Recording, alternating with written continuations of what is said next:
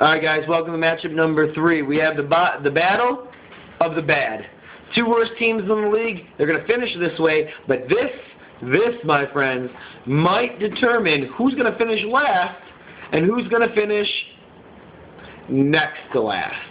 It's obviously House of Pain, Teddy Ballgame. Teddy Ballgame is making a valiant effort to try to get the hell out of the basement. Big trade with Paula. Definitely got the better end of the deal. We'll see how it works through week 1. Or, whatever, week 4. You guys know what I'm talking about. ESPN is saying House of Pain is going to kick your ass, Teddy Ballgame. They're saying 117 to 94. That's a spread of 24. Yeah. But see, this is the problem here. How do we trust ESPN when they keep putting Ted at 94 or 100 plus points? How do we trust ESPN like that? He never scores above like 72 points. That doesn't make sense to me. They keep putting him up there. ESPN likes to fill people's head. I keep hearing, well, why should I start this guy over this guy? He's projected as 16 points. This guy's only projected as 5 points. Because ESPN is just throwing fucking random numbers out. I throw random numbers out too. I might be a little bit more correct than ESPN sometimes. How fucked up is that? And I don't even get paid shit. Yeah, that's bullshit. Anyhow, let's get into the matchup. The week 3 matchup, House of Pain, Teddy Ballgame. And Teddy Ballgame's new house stud, he's got Tom Brady. His hair really is ugly, and his girlfriend's really hot. So his kids kind of probably look like a little like Jonas Brother or some shit like that. God. Sanchez, Buffalo for House of Pain. Tom Brady against Miami for Sensation. Got him just in time because Brett Favre's going on a bye week. Why Paula didn't ask for Brett Favre too in return?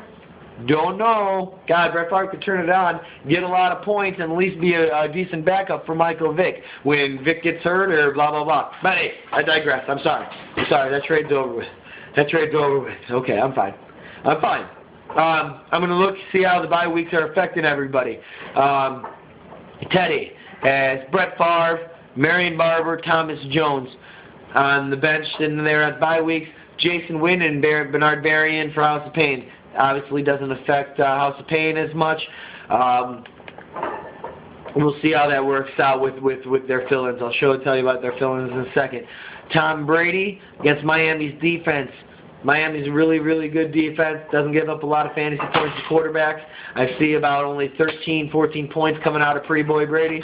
Mark Sanchez, another bitch of a quarterback against Buffalo. Let me tell you something. If your girlfriend or your wife or the girl at work knows the quarterback of a football team, he's a pussy bitch. I can guarantee you my girlfriend knows who Tom Brady is, knows who Mark Sanchez is, and just to prove my point, she knows who Matt Leinart is too. And when they know that, you know you're a piece of shit. Sorry. Anyhow, so we got a battle of 2 pieces of shit quarterbacks. Sanchez is actually going to come up on top on this one, 16 to 12. But anyhow, you guys all know I'm right. Let's move to the middle of the lineups. Beanie Wells. Beanie ran pretty good last week, but I still think Hightower is going to be getting the fair share, the about 65% of the carries in Arizona because he's been so hot starting the year. I love Beanie. Everybody knows I love Beanie, but I see a lot of the carries still going Hightower's way.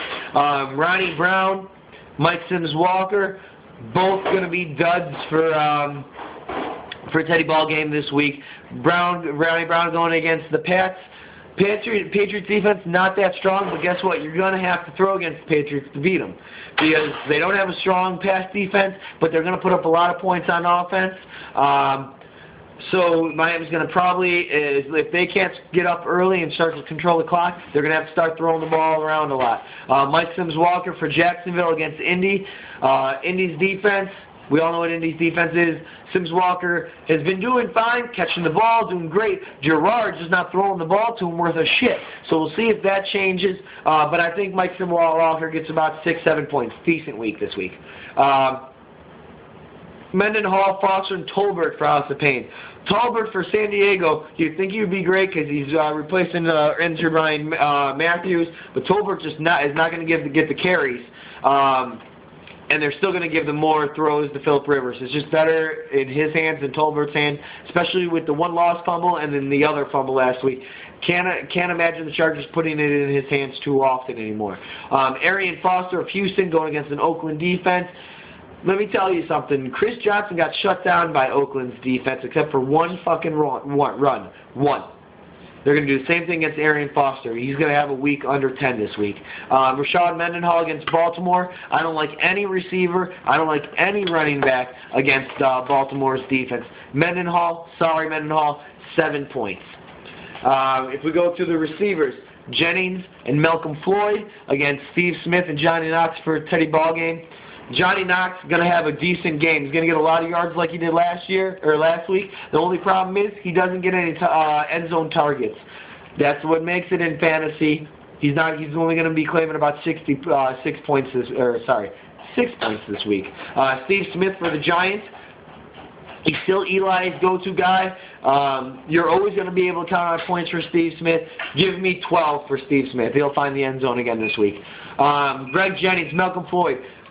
Rodgers is flinging the balls around to so many damn people that his number one receiver is not getting the points that he should. House of Pain can't be happy about it, but you see Greg Jennings find the end zone at least once against Detroit. I'm thinking about 16 points for Greg Jennings this week. Malcolm Floyd out of San Diego, I see him actually finding the end zone too. Good yardage. I see about 16 points out of him too against the Arizona defense.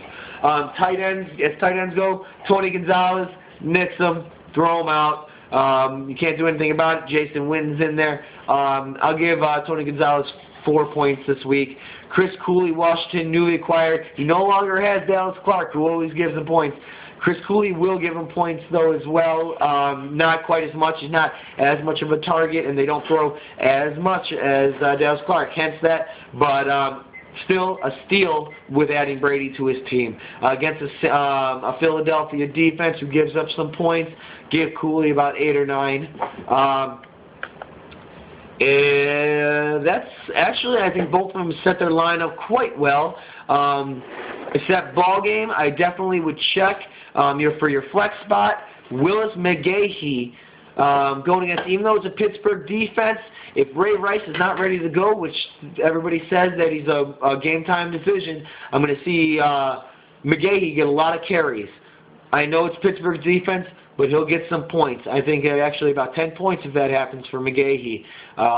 So you might want to keep your ear to the ground for that one. Start him if you can. Fantasy stud this weekend for this thing. I hate to say it, it's going to be Mark Sanchez. Yeah, Mark Sanchez. Fuck, it's got to be Mark Sanchez. That son of a bitch. He's gonna win the duel against Brady, and that earns him fantasy stud for this week in this matchup. Fantasy dud for this matchup.